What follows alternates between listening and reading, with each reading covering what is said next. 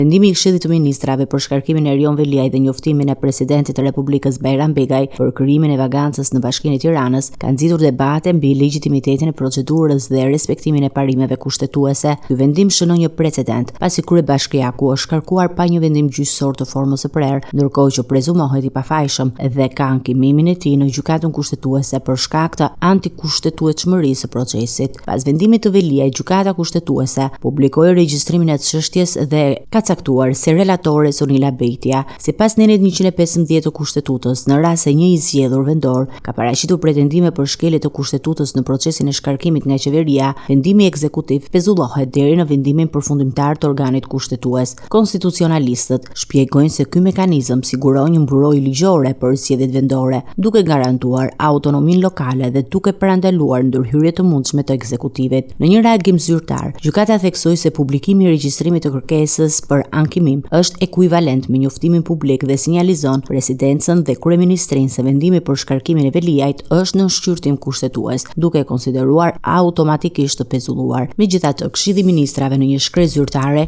i komunikoi presidentit Bajram Begaj datën e zgjedhjeve të pjesshme për Bashkinë e Tiranës, duke hapur rrugën për dekretim brenda 48 orëve. Situata e krijuar ka ngjallur dilema ligjore dhe politike. Presidenca mund të zgjidhë të interpretojë ndryshe këtë proces nga qeveria, duke bërë një lexim të veçantë kushtetues për çështjen e pezullimit dhe dekretimit të zgjedhjeve. Ky zhvillim do të vendosë precedent në mënyrën se si mund trajtohet në të ardhmen raste të ngjashme të shkarkimit të zgjedhurve vendor. Ndërkohë, aktorët politik dhe juristët paralajmërojnë se vendimi i ardhshëm i presidentit mund të ketë pasoja të drejtpërdrejta për raportin mes ekzekutivit dhe institucioneve kushtetuese, duke shtuar tensionet për respektimin e ligjit dhe autonomisë vendore në vend.